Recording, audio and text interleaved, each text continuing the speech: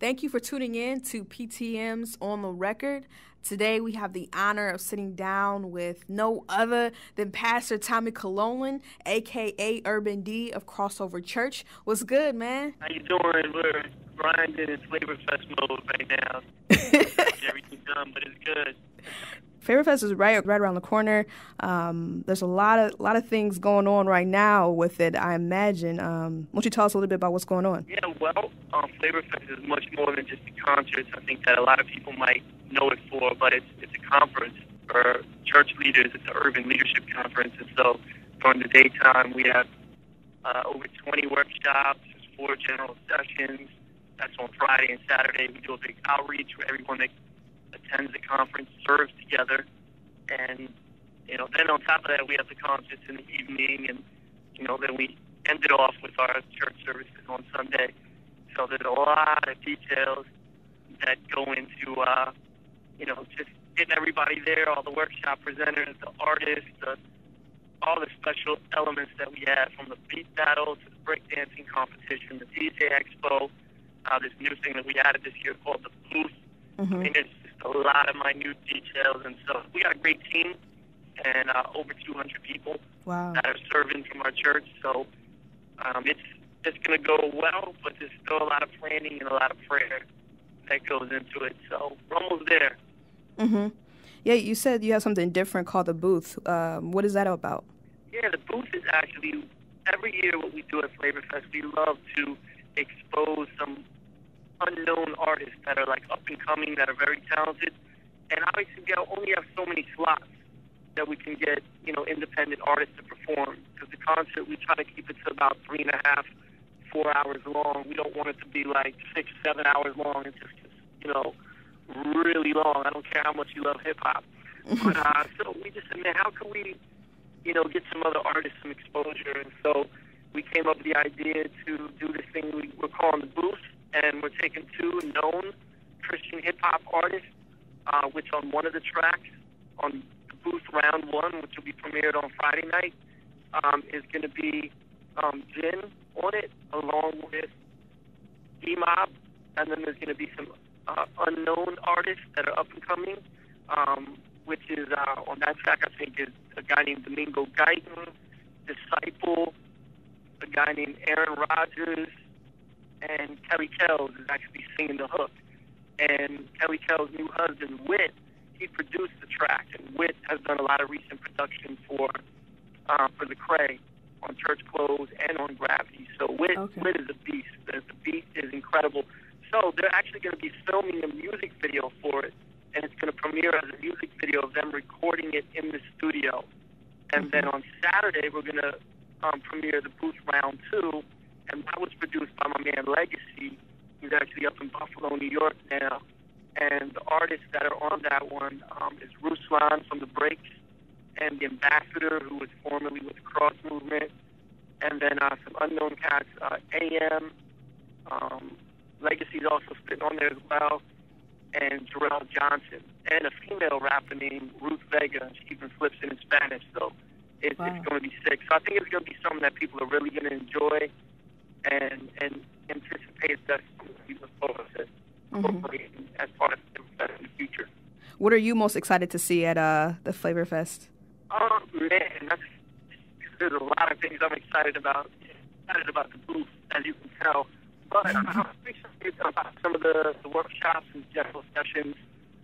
Some of my good friends are coming down. My man Derwin Gray is speaking in one of the general sessions, and Scott Williams is speaking in the general session. I know that some people in the urban context may, not be familiar with who they are. Maybe they've heard of them, but they don't know them that well.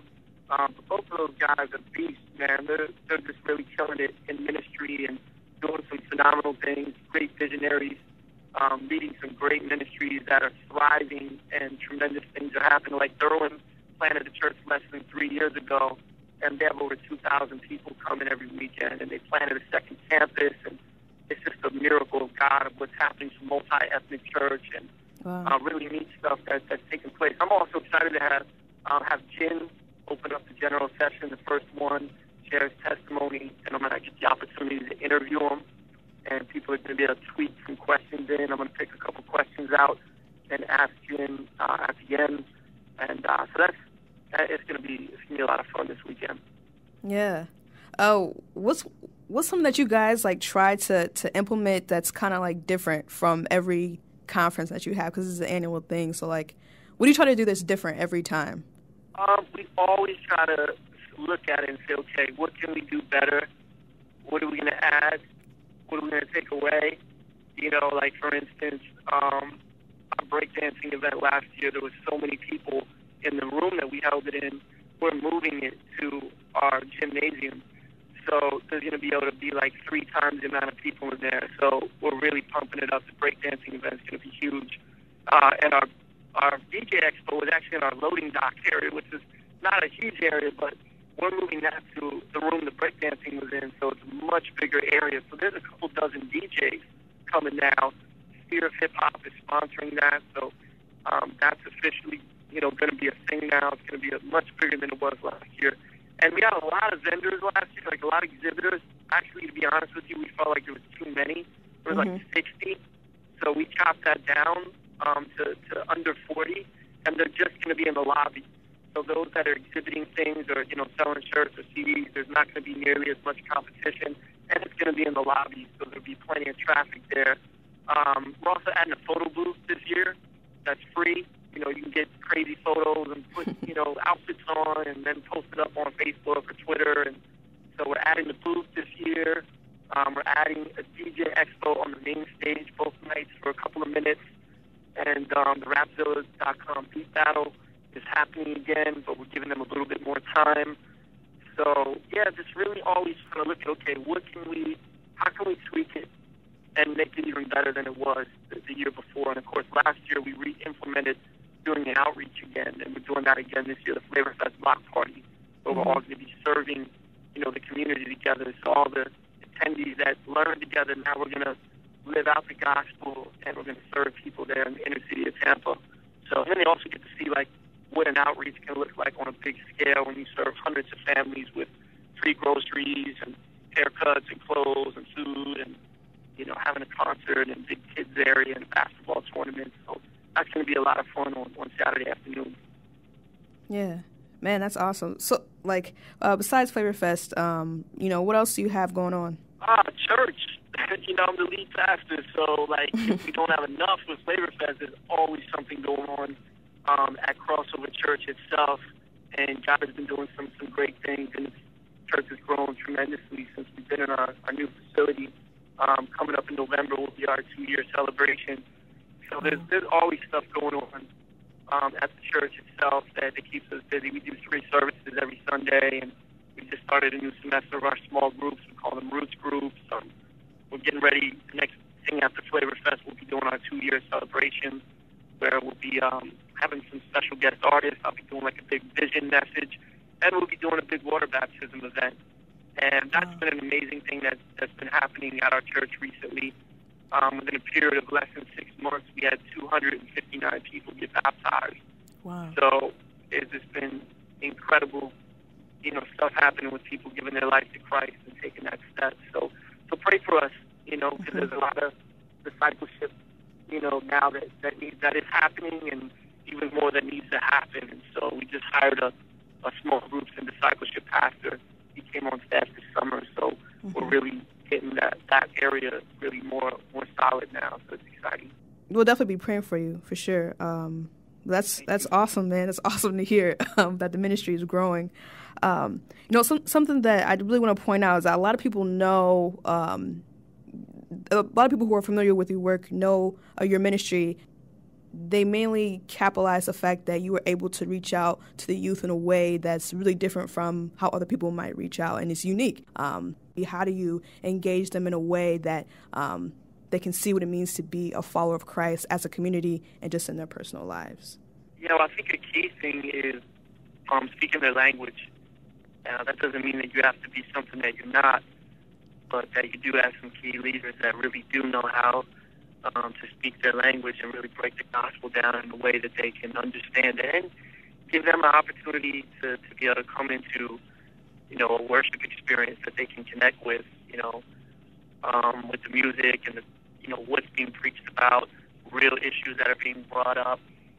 And like we just talked about this past Thursday night in our youth service about domestic violence, and a girl shared, one of the youth leaders shared her testimony, how she was in this abusive relationship for a couple of years, and it was very, very personal for her to share that. And she shared some stuff that she said she had never really told to anybody before, especially not from a microphone in front of a crowd. And it was real, though. There was a lot of kids that were touched by it, and it's just having those real conversations about real stuff that they're going through, but connecting that with the scripture and giving them application steps, and getting teens involved. You know, we have a lot of our teens that serve in our services on Sunday in the kids ministry, with our First Impressions ministry, with a lot of different things. And we're really going to be doing a big push and a focus in 2013 to get a lot of our teens involved in small groups. That we're going to be making a big shift in the youth ministry in the way that we do some of the things to really get them more plugged into that. And, you know, a lot of people will hear about our ministry, and I used to be the youth pastor. That's what I started as back in 96, and then I became the pastor in 2002. And I still ran the youth ministry for a couple more years until we had somebody step into that position.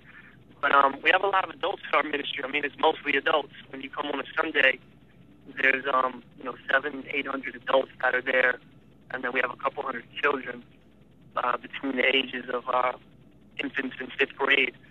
So, but our audience is predominantly a lot of people in their 20s and 30s, very multi-ethnic, very diverse. But a lot of that, 18 to 40-year-old crowd that most churches just can't figure out how to reach, or it seems like that elusive crowd. But just being that we do church in a different way, with music and arts and just the way that we break down the word in a very real, transparent, applicable way, God is moving, and there's a lot of people coming to the Lord and getting discipled and getting plugged in, and themselves growing into leaders. So when you talk to like other churches, that I'm pretty sure they always ask like, "Hey, man, Pastor Tommy, like we're having troubles with our youth as far as like keeping them inside the ministry." What are some challenges that come up for maybe your church and other churches as well when it comes to dealing like with the youth? Well, I think one of the big challenges is that if they're coming to your service, if they're involved in some different activities that you have, the reality is that's only for a couple hours a week. And the rest of the time, most of these, especially urban youth, are in an environment that's very negative, from school to the neighborhood to, for a lot of them, even their own homes. And they don't have anybody encouraging them to make the right choices. They don't have anybody that's really being a real good role model for them that are adults, male or female. So that's a challenge, and sometimes we can get discouraged that there's not enough progress, or not as much as or when kids kind of fall back. But you got to realize, like, it takes time, it takes years, it takes consistency, it takes discipleship isn't something that happens just in like a month of Bible studies. It's doing life with these kids and helping these kids see what normal looks like, because most of them don't know what normal looks like. They have no idea what a healthy family looks like, or just even a healthy individual that's serving God really looks like. And so just spending time with them and letting them be around you and do life with you, that takes time for them to see that. And so I think a lot of times churches are looking for the next big program. What kind of program or curriculum can I get that's going to turn the kids around? And I don't think there's one simple formula or answer. I think it's just, it's discipleship, and that takes time. It takes energy. It takes resources, and still, you're still going to have some kids that you spend a lot of time and pour into, and they're still going to end up, falling off. And that's part of it. You just got to keep praying for them, reaching out to them. And, of course, there's many that mess up, but then they end up coming back around. Because the word of God has been planted in their heart, Yeah, what are some things that you often hear teens say, or, young adults say about, like, church and faith? Well, I think a lot of them are spiritual. They would consider themselves spiritual, especially a lot of young adults would say, yeah, man, I'm spiritual, but I'm not religious, or I don't go to church, or I'm not down with organized religion. And I think a lot of that has happened, unfortunately, because there's a lot of bad examples in the church. A lot of churches have made, and leaders in churches have made mistakes and hurt people, and that's from scandals to the way, money is mismanaged, or the affairs, or, just the church experience itself, that a lot of churches can just not be very relevant or even judgmental when a young adult walks in church and they're not dressed a certain way. Then they feel like they're being judged. And, of course, nobody wants to be in an environment like that. So then the attitude can be like, well, I'll just get my own relationship with God. And that's what a lot of youth and young adults have that vibe. I don't need church. Me and God got our own thing. And, of course, their own thing is not anything biblical or consistent. It's all just, yeah, God knows my heart. Okay, whatever.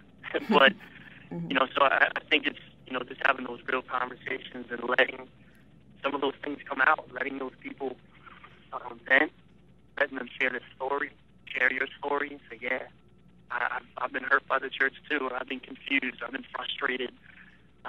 But, don't give up on the church. Don't give up on your relationship with God.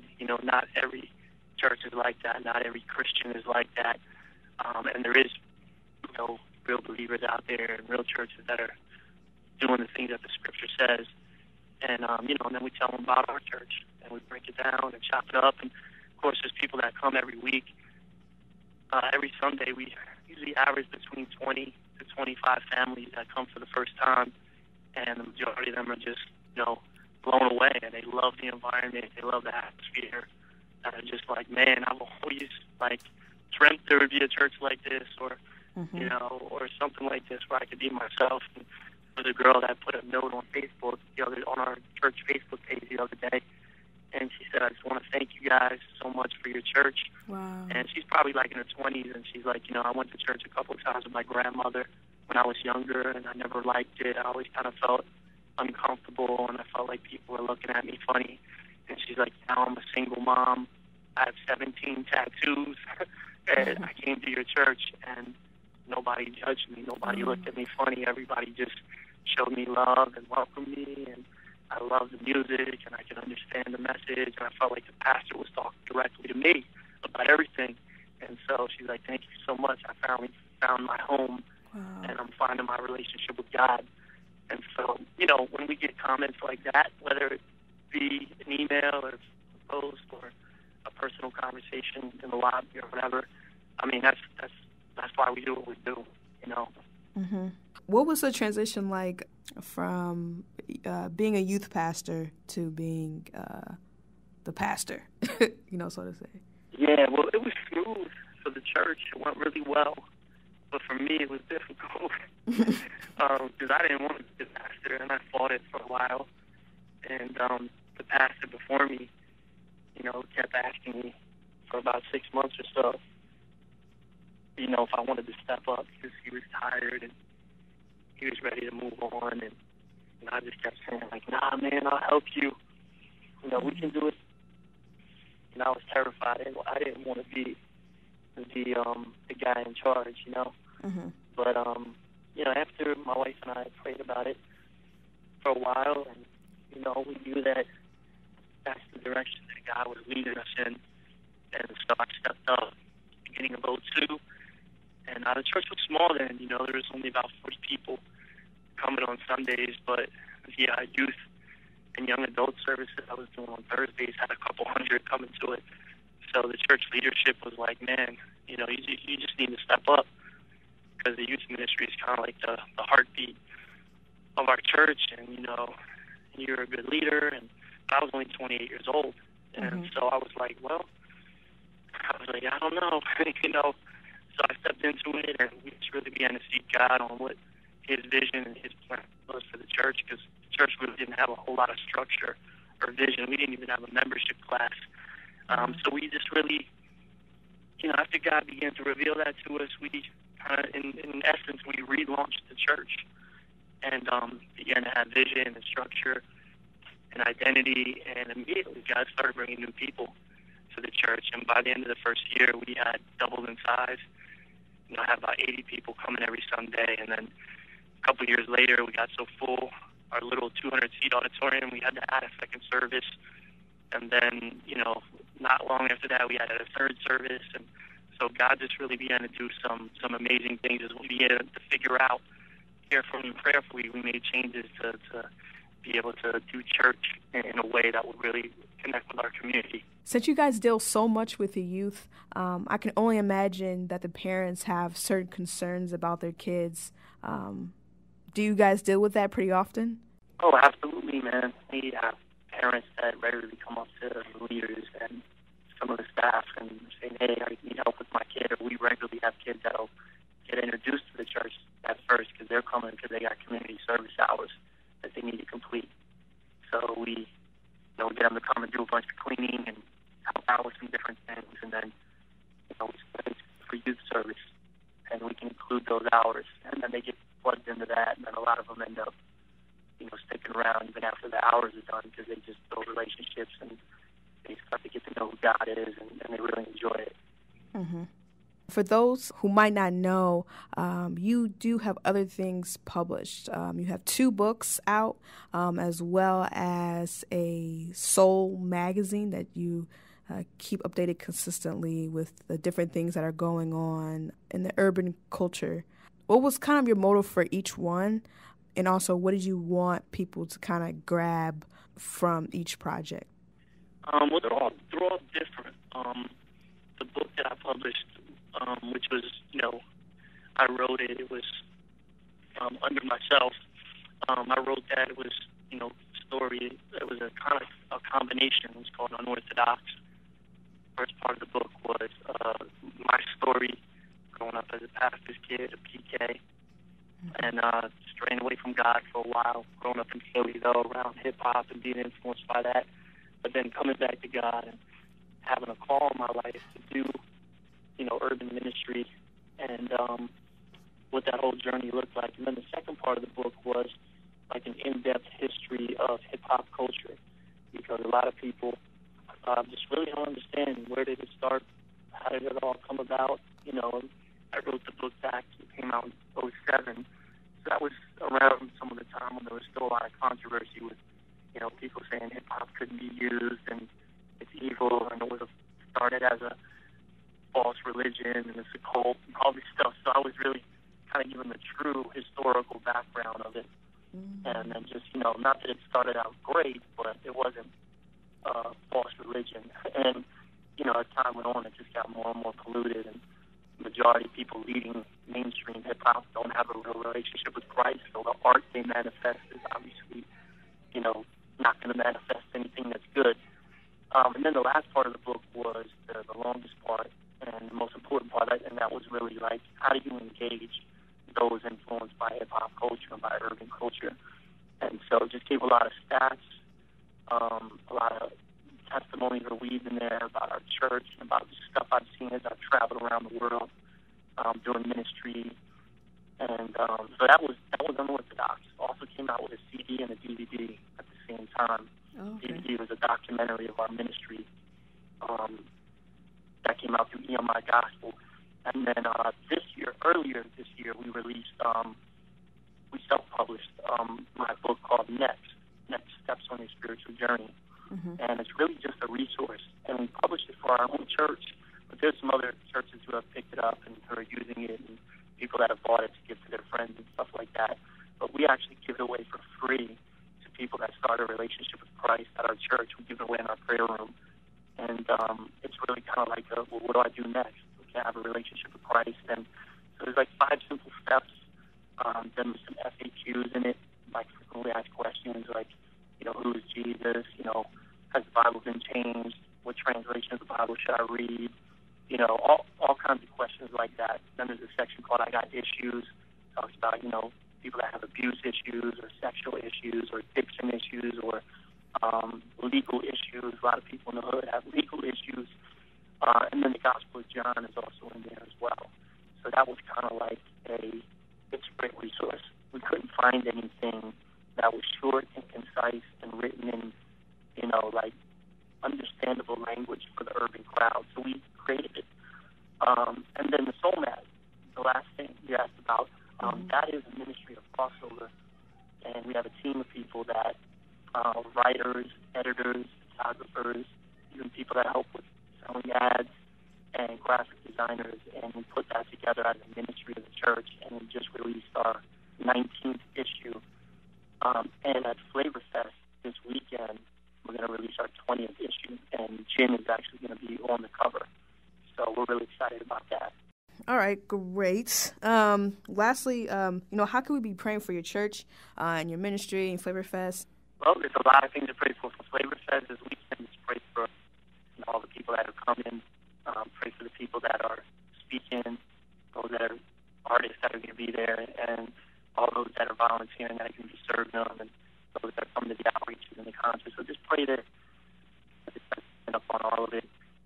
And then secondly, I just say, pray for our churches. We're reaching a lot of new believers, a lot of unchurched people, and just pray that God will continue to give us wisdom and guidance, and also provide for us financially. Do urban ministry, it's resources and funding and all that. It's always challenging, and God has always provided for us, but it's definitely a faith walk. It's tight many times, and so definitely just keep us lifted up in those areas.